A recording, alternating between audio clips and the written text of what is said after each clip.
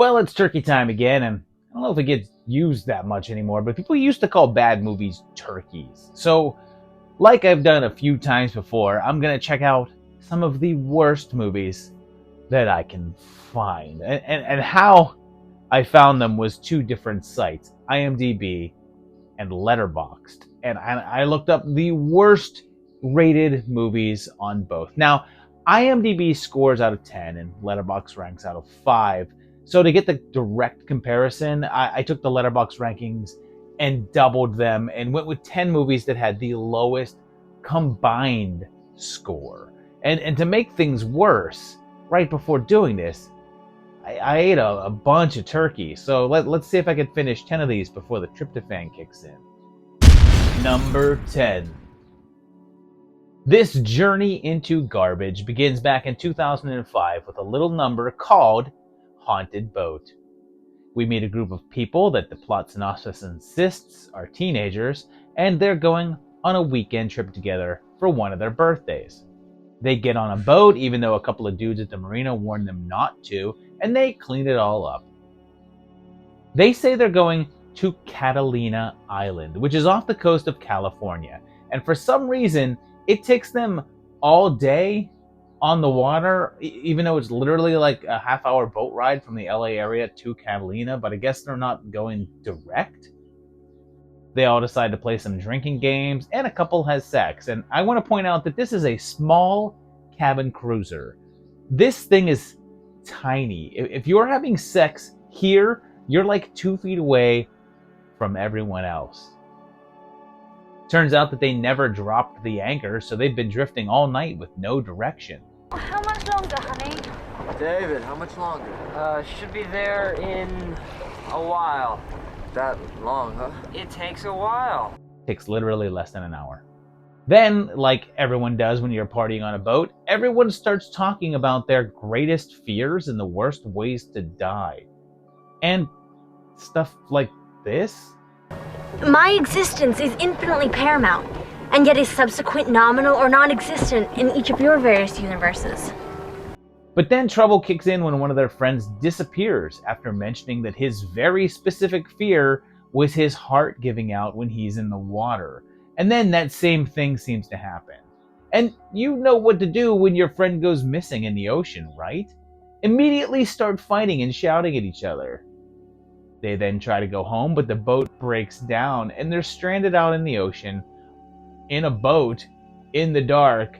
So they decide to tell each other scary stories, as you do.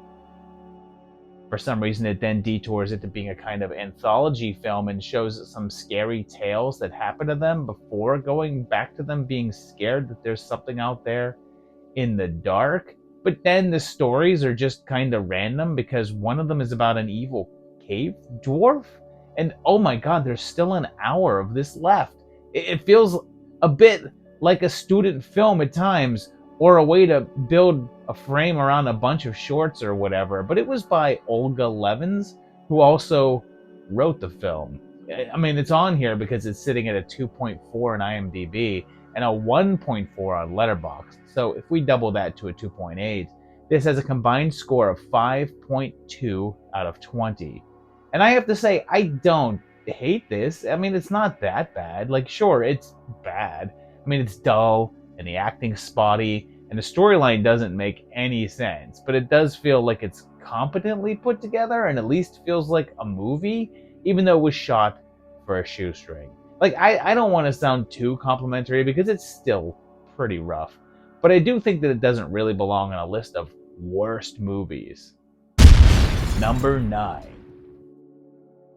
Oh boy, okay, here we go. I feel like this is going to be rough just based on the title, but let's take a look at 2003's Cracker Jacked, with a K on Cracker and an apostrophe D, although when the title comes on screen, it's just called Cracker Jack, the movie. It's set on a college campus, and this guy getting a beatdown in the most weirdly edited way possible.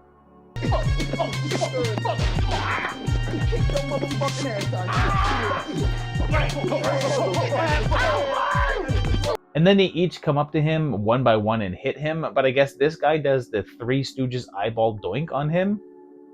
I guess he's killed, and there's a frat house with mostly black members, but there's one white guy that lives there, and they give us this magical musical interlude. Kool-Aid Red. And if she tries to kiss you after giving you head, I want my drink and my stain. Kool-Aid Red. They go see the local diner owner named Pops, and he tells them stories, and they're gearing up for a big house party. While they're there, the white member plays Uno, and they make fun of him, and they keep doing this jarring scene transition. But then people at the party start to get killed off by a hockey mask wearing psychopath. And if you're like, hey, they're ripping off Friday the 13th, well, let me tell you, they're aware.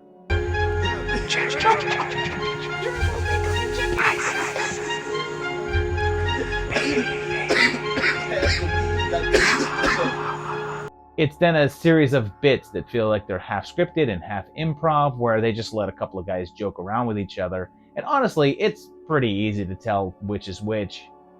It's pretty goofy, like there's a really horny girl and she discovers her man dead in the hot tub and freaks out until she sees that he still has a raging boner, and then just decides to take advantage. And this is one of those movies where it's meant to be a big raging house party with people everywhere, and yet no one hears any screams of terror. And people looking directly into the camera, like a lot. And this is both written and directed by Chad Hendricks, and this was his first movie, but he's since gone on to do a series of urban-themed horror and drama and comedy flicks, including one called Bloody Frickin' Mary. This one only managed to get a 1.9 on IMDb and a 1.6 on Letterboxd, which makes that 3.2. Add that 1.9, gives us a total score of 5.1, a little lower than Haunted Boat. And again, I found this to be pretty watchable. I mean, don't get me wrong, it's pretty awful, but it's silly enough. And even though the majority of the humor just doesn't hit, there's a handful of gags that I found really amusing.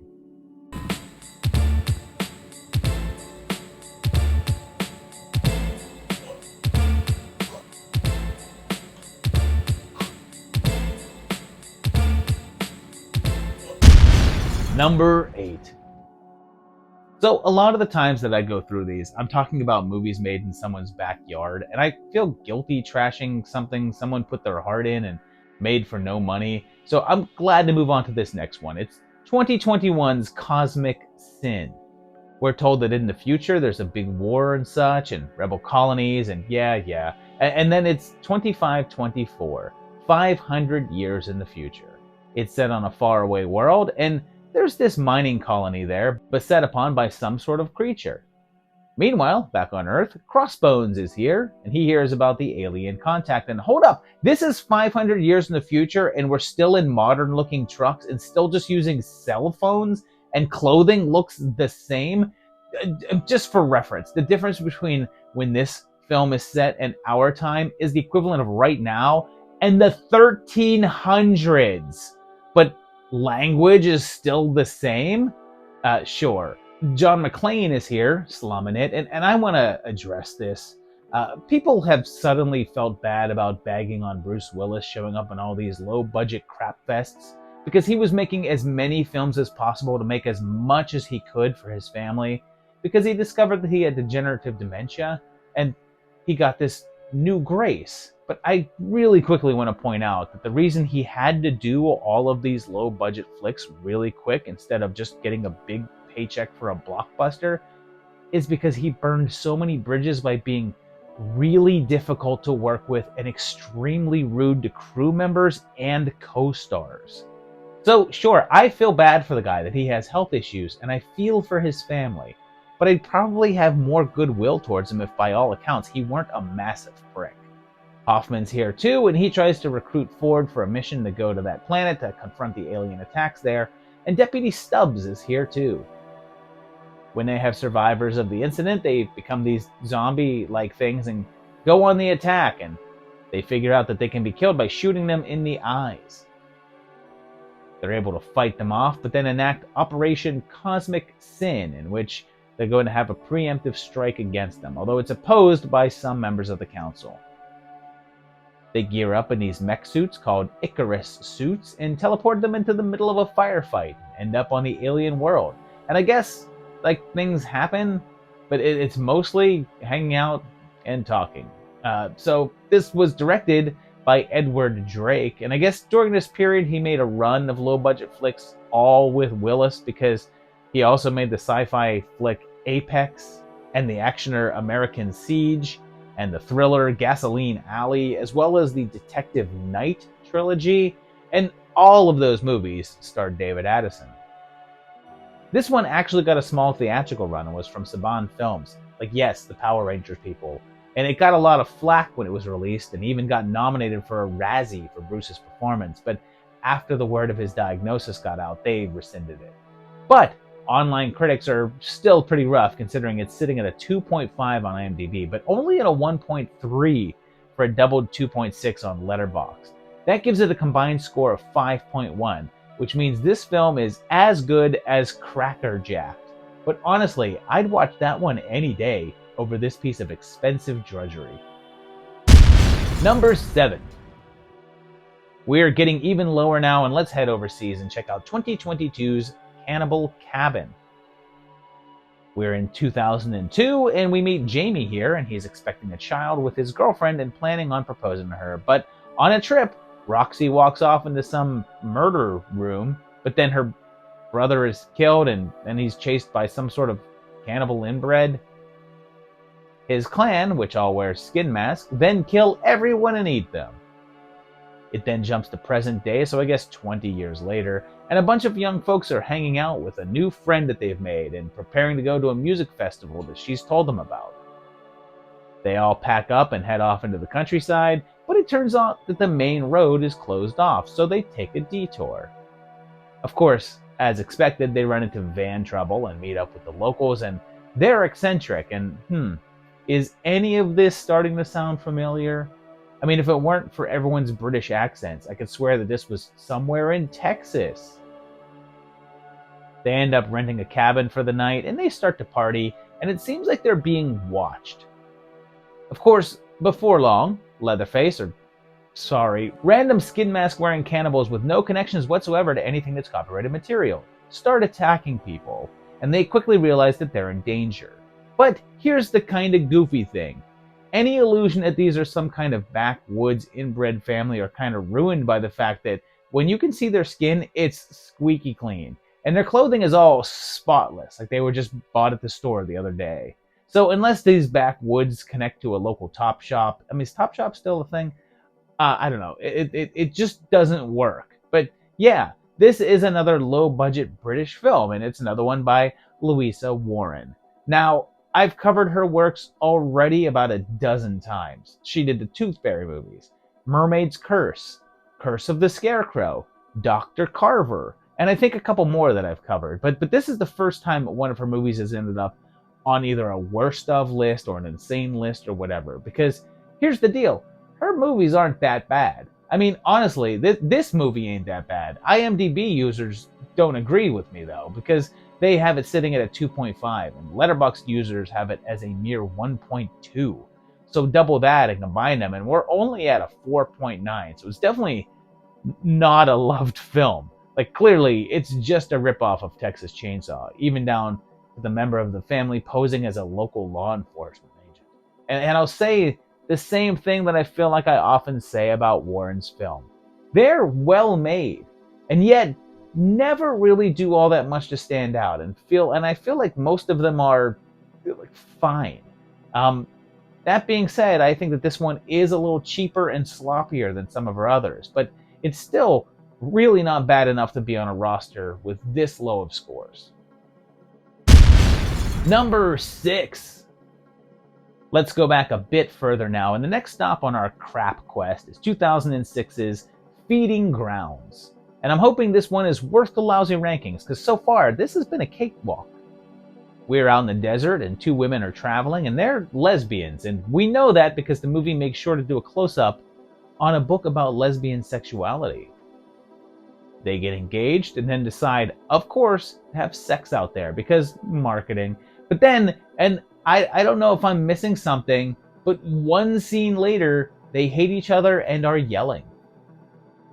The next day, police are investigating their disappearance, and then there's a group of douchey dudes in douchey hats, and you may say to yourself, how do I know that they're douchey? Well, look at the litter they leave.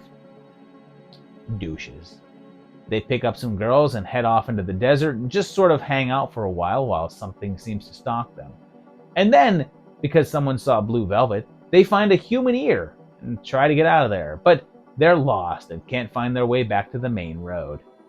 But there's also a couple of them that seem to be acting all drugged up, but also have these marks on their neck. And then for some reason, there's this slow motion scene as one of them dances to an odd song.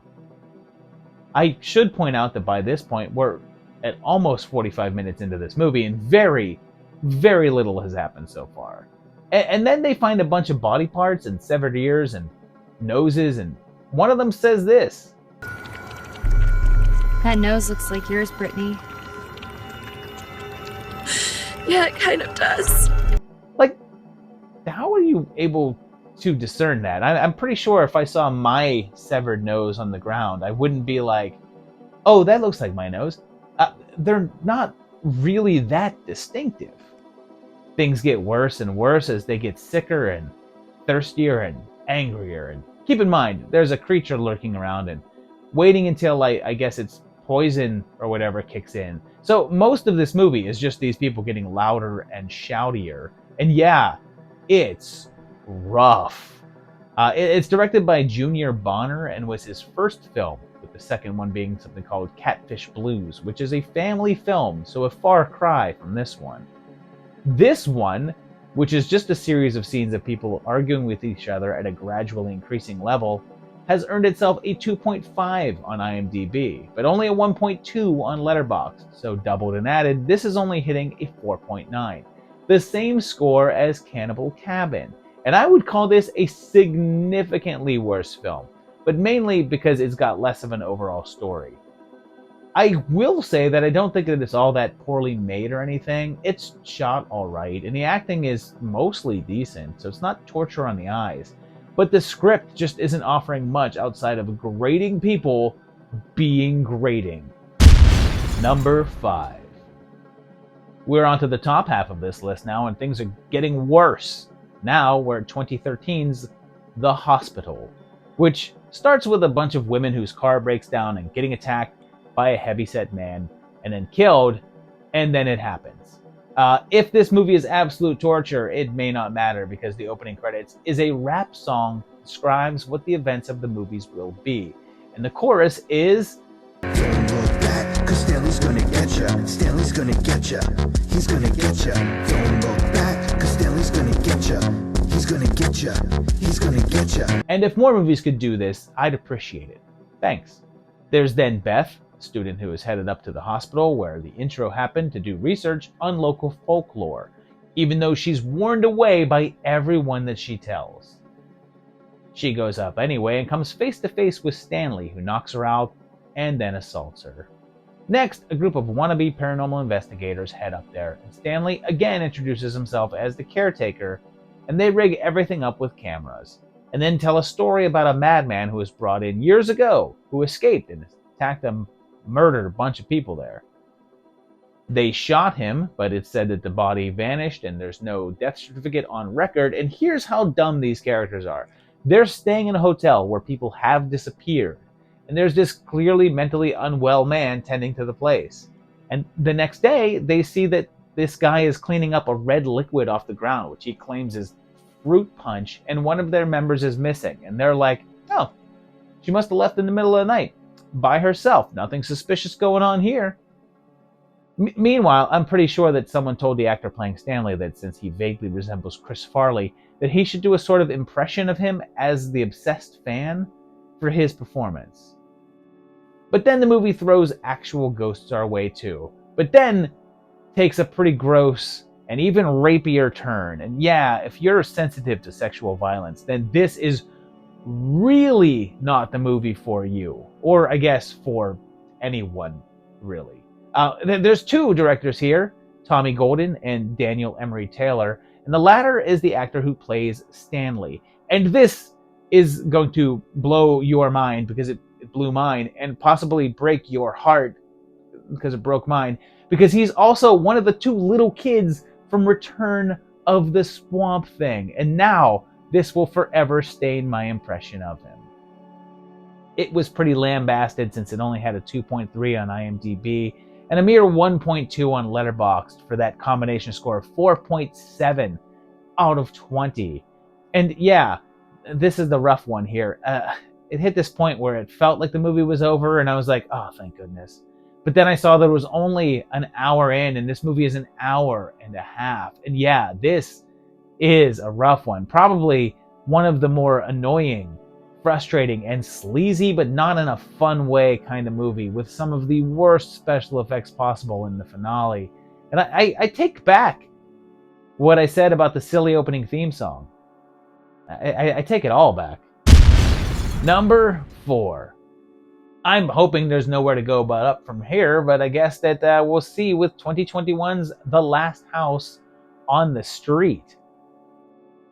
This kicks off with a couple of college dudes hanging out outside their place, and they notice a couple of women moving into the place across the street, which has been empty for a while. The guys are Derek and Chad's a wacky comic relief stoner, although they sort of forget the whole comic part of all that, and he's trying to get over a bad breakup. Meanwhile, the radio talks about a couple of students disappearing, and Chad even goes to see bootleg Tom Savini. He complains that the bookstore won't buy back his class books, but it's not clear because based on the stuff that they have, it looks more like a regular bookstore than a school one.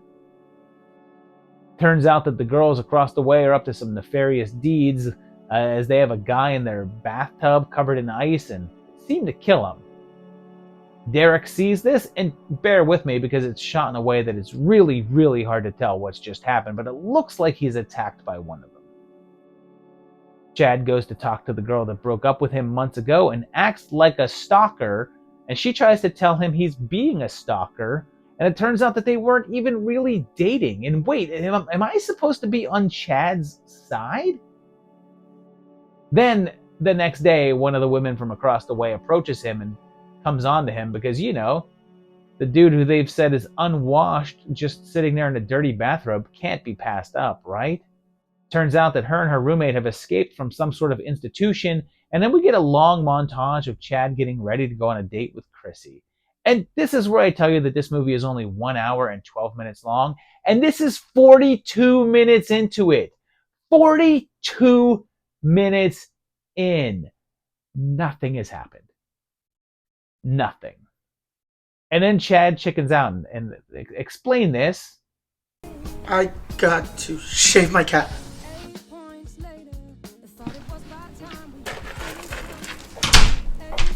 Wash my cat? He clearly said shave, lady. Where are you getting washed from? And just in case you thought that the big date was when something would happen, nope, he chickens out, so it cuts to the next day. But then Chrissy asks him out again, and then we get another getting ready montage. And what the hell is this? It's almost an hour in, and we've just followed this guy around the whole time with nothing going on, and he's a terrible character. And this is directed and written by Adam Berardi, and this is his first feature, although he'd done a short and a web series before this. And the ratings on it were pretty rough, since this was only a 1.9 on IMDb and a mere 1.2 on Letterboxd, with a doubled and combined score of only 4.3. And that means that this is 0.4 less than The Hospital. And yeah, it's hard to get through for an entirely different reason. This whole movie feels like a deleted scenes reel. Like here's the stuff in which nothing was happening, so we cut it all. And all of the other scenes are where the action is. But oops, we released this instead. Number 3. Okay, this list started off bearable, but it's taken a turn now. So let's see what 2022's Project Legion puts us through. We've got a small military squad, and they encounter some weird phenomena on their mission, which is said to be 666 years after some sort of event, and there's a ringing bell involved. It then jumps to a couple of months later, and Greg is having a rough go of things, and he's Donald Cerrone, and he's a MMA fighter outside of film. Things get weird when he wakes up one morning and there's a knock on the door, but no one's there, and there's sirens outside and no TV broadcast. But then things get even crazier when it turns out that there's some sort of creature out in the hallway that he has to ward away with the old hairspray and lighter trick. The power goes out, so he wanders around aimlessly for a while, and one of his neighbors seems possessed or infected or something, and he's driven back into his apartment, occasionally having to fend off one of the attacking monster things, which don't like sunlight much. Whatever's going on appears to be citywide, and he's then just stuck there, in the apartment, for basically the rest of the movie. And this was directed by Lance Kawas, and most of what he did before this was fan films for things like The Mask and Batman. And after this, he did the Clown Motel movie. And what this is one of those bottle episodes, or I guess an all-in-one location movie, since about 80% of the runtime is spent in that apartment and the hallway. It's the kind of film that 100% relies upon having a strong lead to carry it, since you're with them for the whole time. And considering that this was the first lead role for a guy known for fighting, I think you can imagine that it doesn't work. It didn't work to the point that it's only at a 2 on IMDb, which is pretty low. But then on Letterboxd, it only reached a 0.9, not even a 1. That makes the combined score only 3.8, less than 4 out of a possible 20 stars. That also means that it's almost a full point lower than The Hospital, and around half a point lower than Last House on the Street. And I'm going to go back to the early part of this list here. This ain't that bad. Its biggest fault is that it's dull and repetitive, but at least things do happen. It just happens that the things that happen ain't interesting. And even though Cerrone isn't that strong of an actor, he's also not horrible. Honestly, if they didn't pin an entire freaking movie on the guy, it wouldn't have been as glaring of a detriment. Number 2. 2 more to go here, and now we're down to another from 2020, and it's The Dark Web Tapes. And I have a bad feeling about this one, and mainly because Sean C. Phillips has the top billing. We meet a girl named Hannah who is doing a makeup tutorial, and we have to sit through the whole thing. It's not even a great tutorial. I mean, stuff I've known for ages. Then Phillips is here, and he's telling us about the dark web, admitting that he's been on it, and talks for like 5 solid minutes and one unbroken shot as his hand shakes holding the camera. But then back to Hannah to give us yet another makeup tutorial, and I'm not lying, this goes on for 18 minutes. 18 minutes! Not even a good tutorial. She has this gunk above her eye. Like fix that.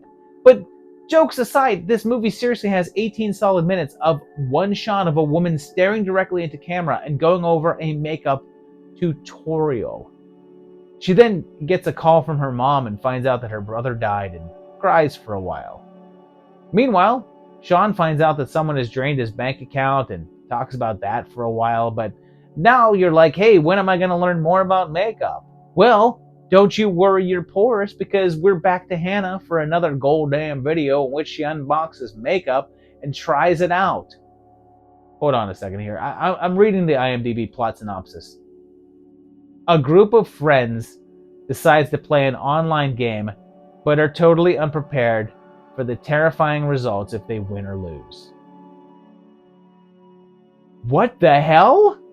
There's no group of friends here. It's literally Hannah by herself and Sean by himself, and they don't even seem to be friends. In fact, they don't even seem to know each other, and they sure as hell aren't playing a game together. What the hell is this movie? But, that at the 48-minute mark, new characters appear as one tries out an organic tampon, which I guess makes her kill her husband while a stuffed deer head looks on. I mean, it's awful, but at least something happens there. But then back to Hannah.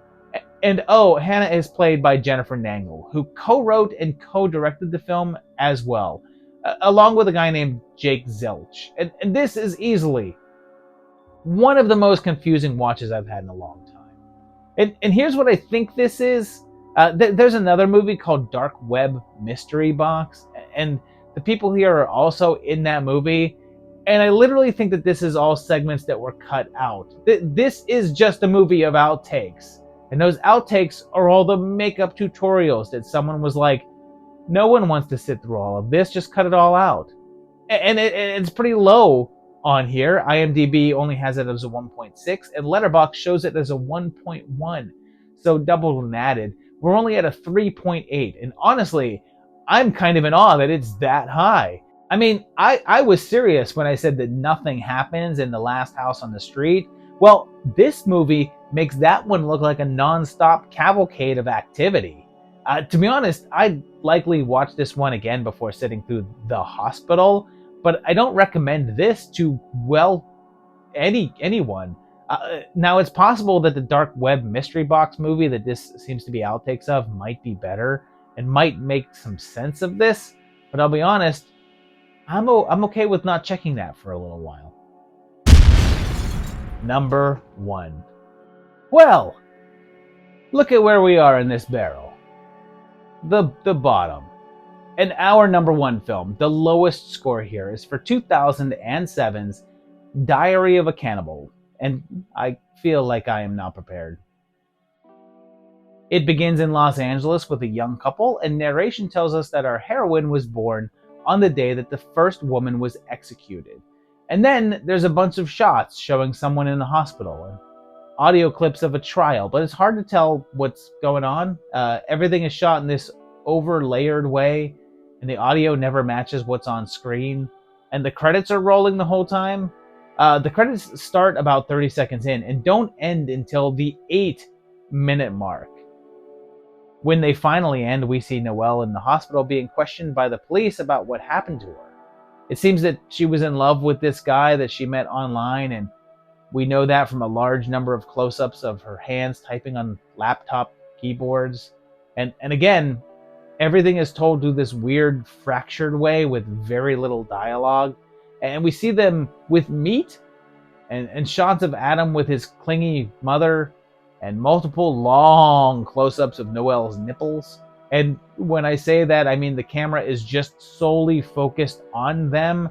Like the only thing in the shot is a full-frame nipple for very long stretches of time, which I'm sure sounds appealing, but I mean, come on. And yeah, it's just this art film aesthetic showing silent vignettes of them making out and then eating body parts and being cannibals, with occasional poetic text screens popping up. And for the record, much like the Dark Web tapes, let's look at the plot synopsis that was on the back of the video box. It says, they met on the internet. They fell in love. They drove to the desert and stopped in an abandoned warehouse. They wandered inside. Inside, they found unspeakable horror. Only one of them survived, the ordeal of the cannibal. And that sounds nothing like this movie. I guess in a really roundabout way, those events do sort of happen, but to be honest, it's a little hard to tell. And this is a bit of a reunion, because in past worst horror lists, I've covered Zombie Nation and Curse of the Zodiac, and both of those were by Uli Lamo, and so is this. I'd have to go back to check, but I'm pretty sure that those other two were the worst of the worst, if not in the top 3 worst of those particular videos. So I'm thinking that Lamo can be crowned the official awful horror king. And it's the top here because it's only at a 1.4 on IMDb, the lowest IMDb score on here, and only a 1 on Letterboxd, the second lowest there. But double it and add it up, and this is only at a 3.4, by far our lowest scorer here. And whoo boy, does it deserve it. Although I do have to admit, I'd probably watch this again before watching the Dark Web tapes, The Hospital, or Last House on the Street, because at least it has some sort of artistry happening, even if it's bad attempts. But at least there was some effort, however misguided. And I guess the story here is that there was a real-life case of a man named Armin Muse, and like in the movie, he found a woman online and they were in love. And he killed her and ate her, but said it was consensual. Lamo asked his protege Marion Dora to make a film about it, but was then unhappy with it and said it was unreleasable, which is crazy to think that he assumed that this one was more releasable than that one. That did get released though and was called Cannibal, and it has a 4.8 on IMDb, so clearly most thought it was better than this one. But I'm not going to run out and do that.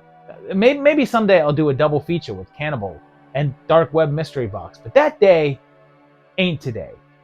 So there you have it, 10 movies that have really, really low and terrible scores on both IMDb and Letterboxd. And yeah, half of these were pretty tolerable. Half of these I would not say are some of the worst movies I've ever seen. As a matter of fact, in terms of the worst movie rosters that I've done, this particular list was probably one of the more bearable. But there was a couple on here. There was a couple of movies on here that really tested my patience and my fortitude. And I think you can tell which ones that they were. Let me know which of these you've seen. Tell me that down below. If you have more bad movie suggestions for me, tell me that down below in the comments. I'd like to hear it. Let me know if you enjoyed this video. Let me know that by hitting the like button and hitting the subscribe to the channel buttons if you can. And also hit the little bell to get notified when new videos get posted. Also, if you want to, check out my Patreon page at patreon.com/movietimelines, where you can help support this channel and keep it going. I appreciate that. Appreciate you just coming back and watching as well, too. And I'll see you very shortly for another great one. Thanks a lot. Bye-bye.